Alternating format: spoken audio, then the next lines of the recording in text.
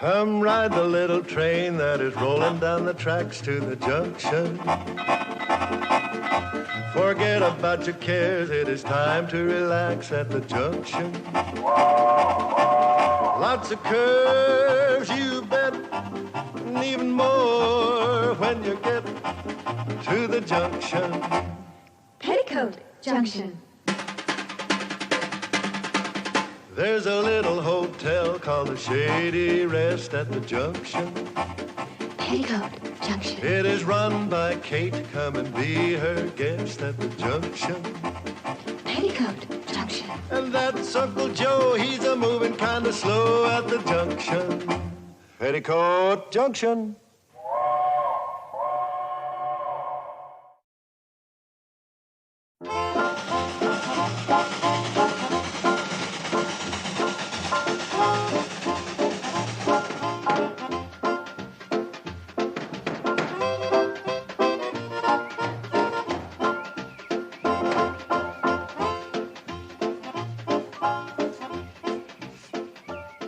What do you want written on this poster, Uncle Joe?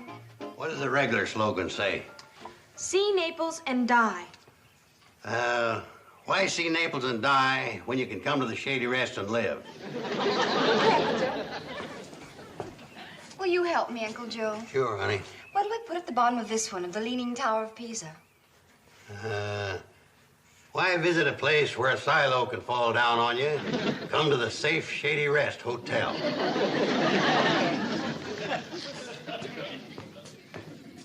Why are you girls out here when there's a stack of dishes in the kitchen? Well, they're helping me with my advertising, Kate. Helping me grease the wheels of progress. You see, people spend most of their lives planning to do something, and it takes advertising to make them get up and do it. Advertising gets results. You could be right. Can I try? Well, sure, Kate. Being of my flesh and blood, you ought to have a natural bent for advertising. I knew you'd come around to my way of thinking. There for a while, you was about as narrow-minded as an old-maid fishing worm. Thanks. I sure hope this brings results. When are you going to dig that drainage ditch down by the railroad track? I advertised. How soon do I get results? Well, now, Kate, I was figuring on getting started at that as soon as my arthritis cleared up. Uncle Joe, you don't have arthritis. Pretty Joe, when a man's not fixing to do something, one excuse is as good as another. I never said I wasn't going to do it. Well, I guess advertising is just not as persuading as it used to be. Well, that ain't true. Now, if you'll excuse me, I'll get started. Oh, you going down the tracks and start digging? No, I'm going to find somebody I can start persuading. Say, did Charlie and Floyd do through here on their first run? You're not going to get Charlie and Floyd to do your work for you. They went on through while you were still asleep. Had to meet Mr. Bedloe in Hooterville. Don't tell me he's back again. Yep, and I sure hope he's not going to stir up more trouble for us and try and close down the cannonball again. Don't worry, Kate. I can take care of Bedloe. He don't scare me none because he's vice president of the railroad. Them city slickers like him's my meat. Then that makes me a vegetarian.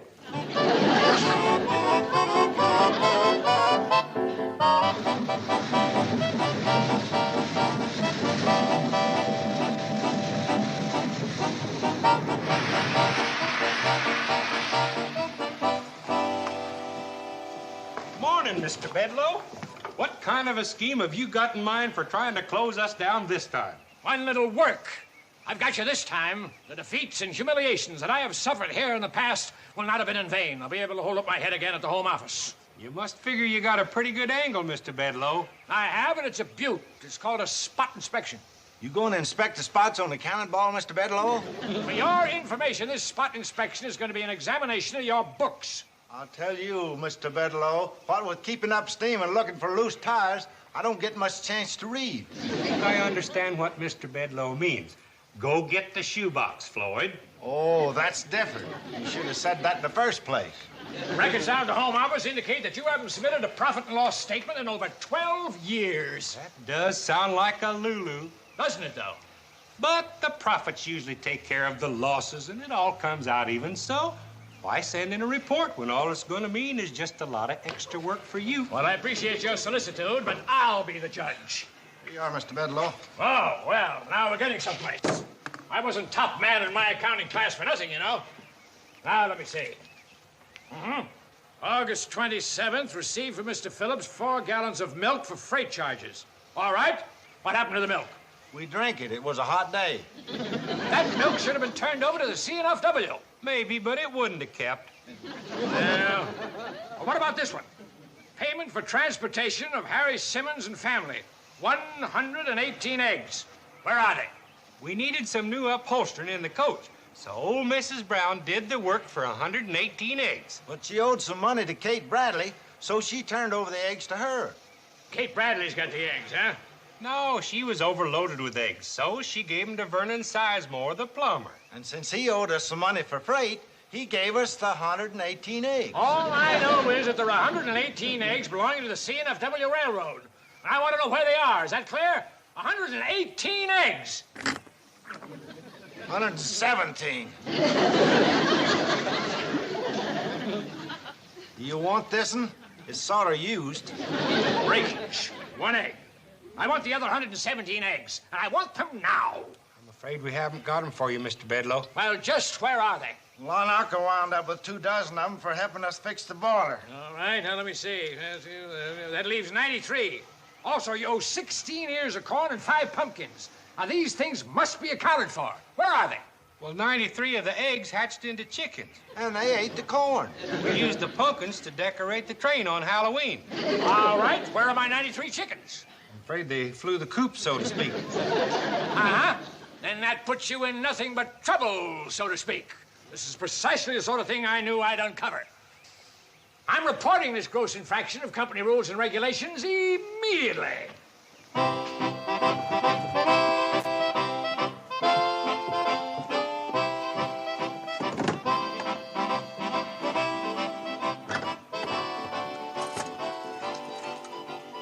Operator, I want to put in a long-distance call to the home office of the CNFW Railroad. And I recommend that the CNFW Railroad purchase 17 general-purpose diesel-electric locomotives at a total investment of $3 million. This will increase our annual net income a minimum of $250,000. Mr. Curtis's office. Mr. Bedloe calling from Hooterville. What? Bedloe? You're not supposed to be in Hooterville bothering those people. But, Chief, it's my day off. I've uncovered some fraudulent action in connection with the Hooterville Cannonball. Simon, you better make that 20 locomotives. And a total of $3,540,000. Increasing our total net income to approximately $300,000. Yes, sir. Go on, Bedloe. What's that? Underhanded skullduggery. They owe us 93 what? Chicken? And they ate up our corn? Pumpkins? Bedloe, are you out of your 2-bit tabulating mind? Forget about it. And if you come up with any more ideas as to how to close down that line, you'll slip farther down on the list of vice presidents.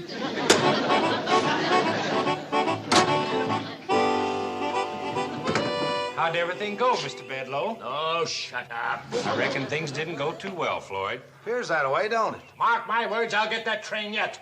I have to tear up every foot of track with my bare hands. I'll get that mechanical nightmare going. I'm going to ride it until I find a way to wreck it. Right, glad to have you aboard, Mr. Bedloe. Yes, sir. Now that'll be 35 cents cash or 6 eggs.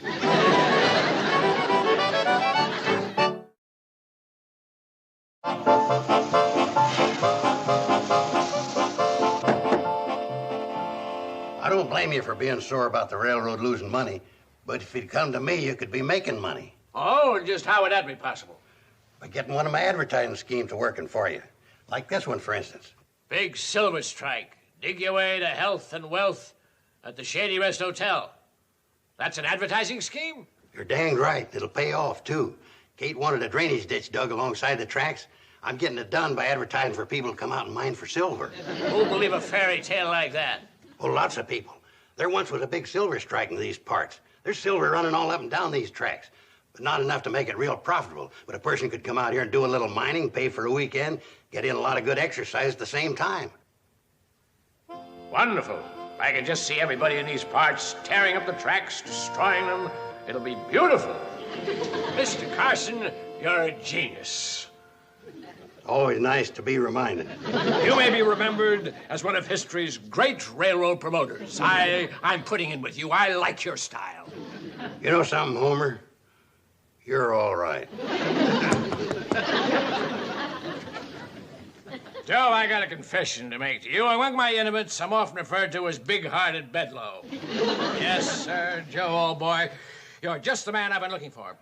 I'm glad you like my advertising scheme, Homer. Like it? I love it. Just think of those people digging a ditch all the way from Pixley to Shady Rest. But, Homer, I don't see where we need one that long. Well, we want them digging it all the way to the hotel, so that when they get tired, they'll stay over, don't we? Well, sure. Well, they certainly aren't going to walk home. They'll ride the train home, and the railroad will make some money, too. Right. Those posters of yours all over Pixley, I got an idea how I might make some extra money for the railroad by dividing up the right-of-way and selling it off to those happy prospectors. Naturally, there'll be a commission in it for you. That's darn decent of you, Homer. Well, the way I see it, you got it coming. I appreciate it. You know, Joe, when a man has a chance to build a better mousetrap, only a rat would stand in his way.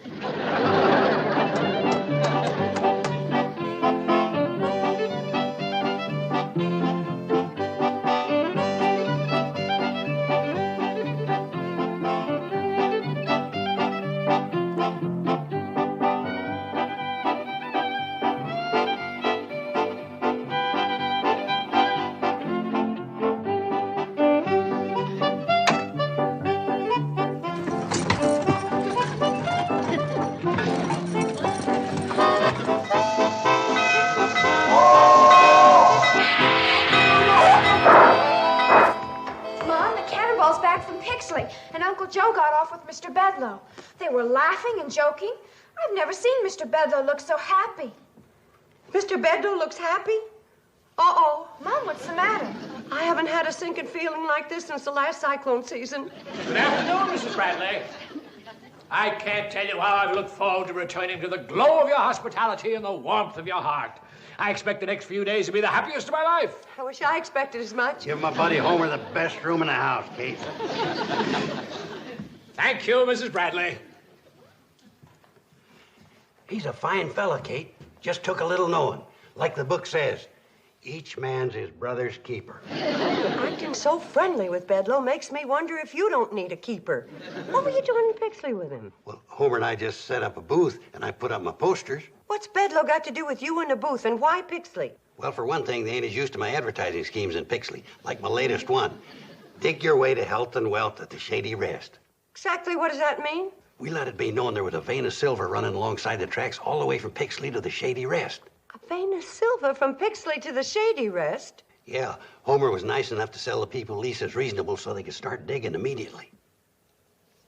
Uncle Joe, do you realize what you've done? People won't just dig beside the track. They'll dig up the track itself.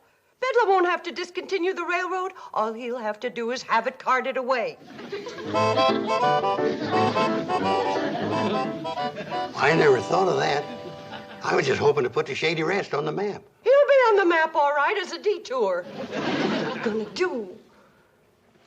Two things. Number one, I'm going back to calling Homer Mr. Bedloe. Number two, I'm going to start another rumor. Another rumor? Yeah, that the first one was started by an idiot.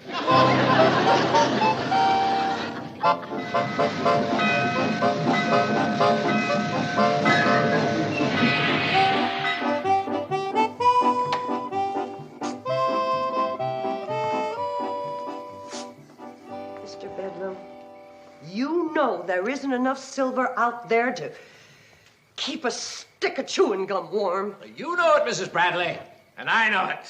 But by the time those hicks get through tearing up those tracks, it'll look like Lawrence of Arabia came through here. Your plan is the most underhanded, most sneaky. Certainly. I wouldn't have anything to do with it if it wasn't. Did you know how much we need the cannonball? The CNFW Railroad doesn't, and I am a CNFW man. You're a lot of other things, too. Please, Mrs. Bradley, you're not going to be petty and deny me the enjoyment of my moment of victory. I'm not destroying that railroad out there. Your friends are. And why? Avarice, Mrs. Bradley, the poison that destroys men's souls. Not only they're tearing up the tracks, they pay me for the privilege. Avarice, Mrs. Bradley, avarice. But those poor people... Now, if you'll excuse me, I'm going to get the best night's sleep I've had since I first heard of the Hooterville Cannonball. At a time like this, I wish I were a man.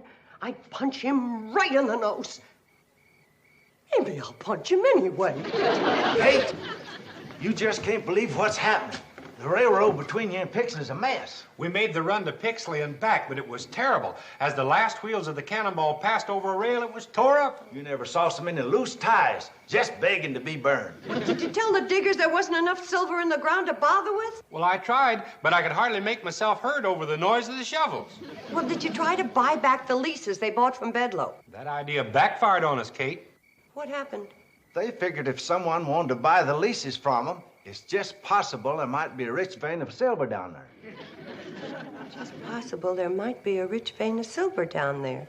Oh, no, not you too, Kate. Floyd, you just gave me a great idea. I did? Yeah.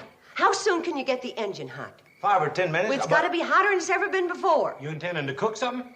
A railroad vice president's goose. Kate, could I ask you something? Seeing my idea's so good, would you mind telling me what it is?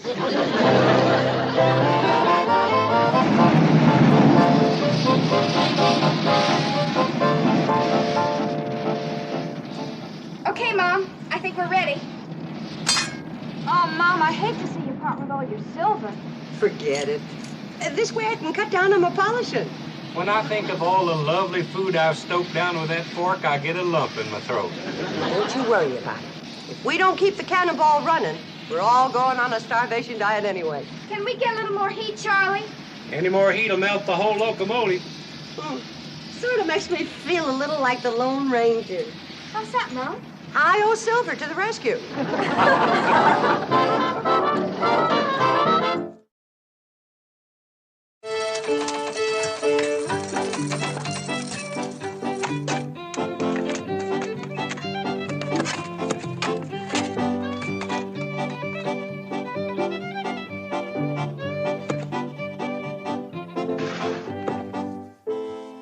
Mom, is Mr. Bedloe up yet? I heard him whistling in his room a while ago. He should be right down. And Uncle Joe?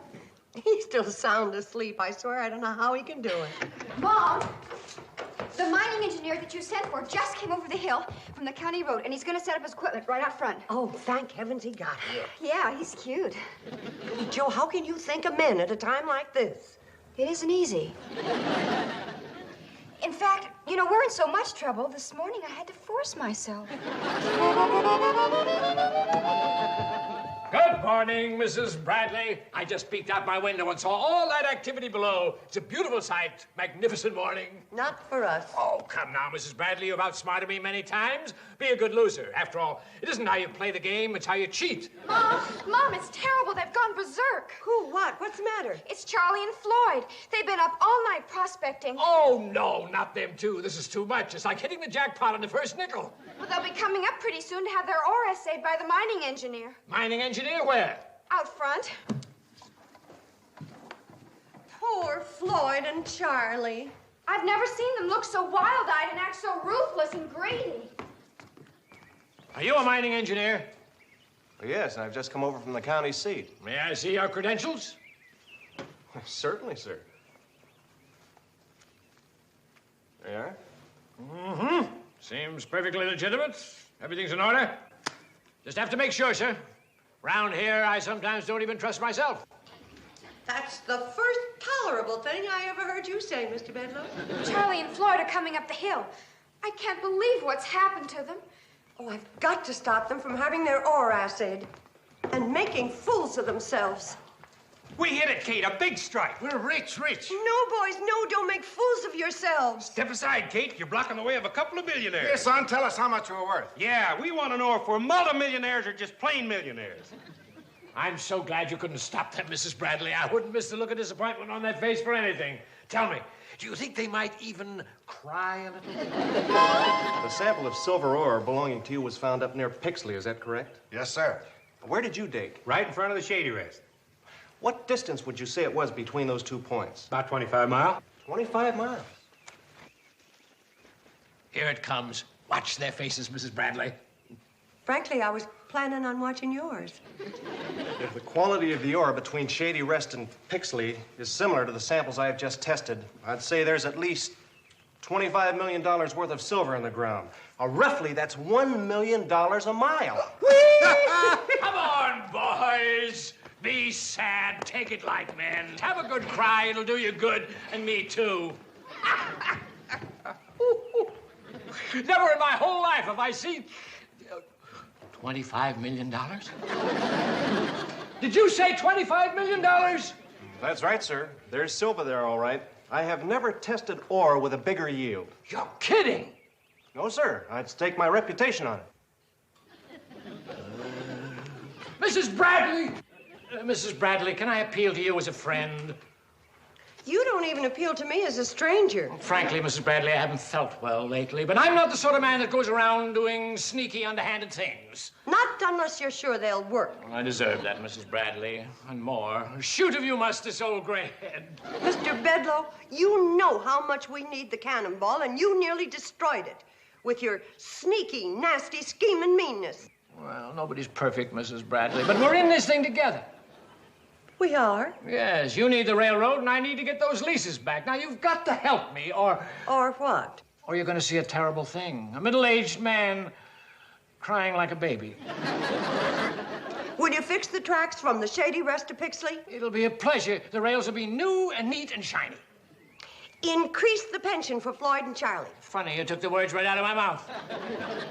The coach could use some curtains. What color? And Floyd and Charlie need new uniforms. I noticed that. I'll send over my own tailor. Okay, fellas, you can stop digging. We've been took. I just drove in from Pixley, and I hiked over the ridge to tell you that I had my ore assayed, and it ain't worth shucks. Well, look who's coming. Joe Carson, the Silver King of Shady Rest. Hi, fellas. You look all tuckered out. We are. Any of you be interested in selling your leases for, say, a $5 profit? Mr.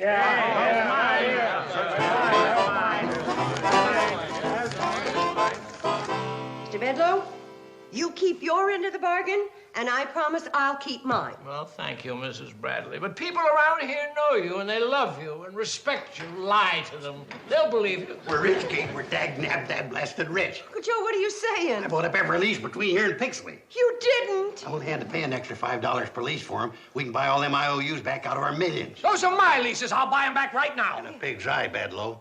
Listen to him, Kate. He's off his rocker. Uncle Joe, sell him the leases. What's the matter? You falling off yours, too? Sell him the leases. There are leases. Sell them. Never. A promise is a promise. I never made one. I made one for you. Sold. They're mine, all mine.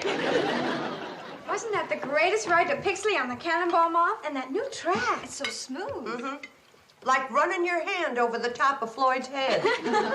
How can you be so calm with Bedloe back in town again? Oh, I wouldn't worry about him, Uncle Joe. Why, because Nutty Norman's with him? Mr. Curtis seems to have some strange power over Mr. Bedloe. You know, I don't understand you, Bedloe. You allocate $2,000 to relay this roadbed. And you were the one who wanted to discontinue the line. But, Chief, I've explained that. We needed to restore this track so that the Cannonball could haul the silver out for us. Oh, yes, the silver, yes. Well, get busy. Start digging. Oh, but, Chief, this is the 23rd hole I've dug, and we've had that ore assayed in New York and Chicago and Hong Kong, and the report's always the same. Nothing. Dig. But, Chief... Dig.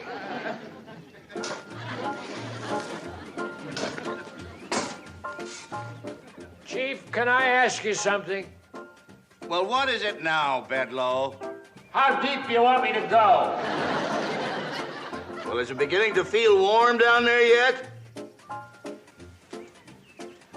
No, sir. Then keep digging.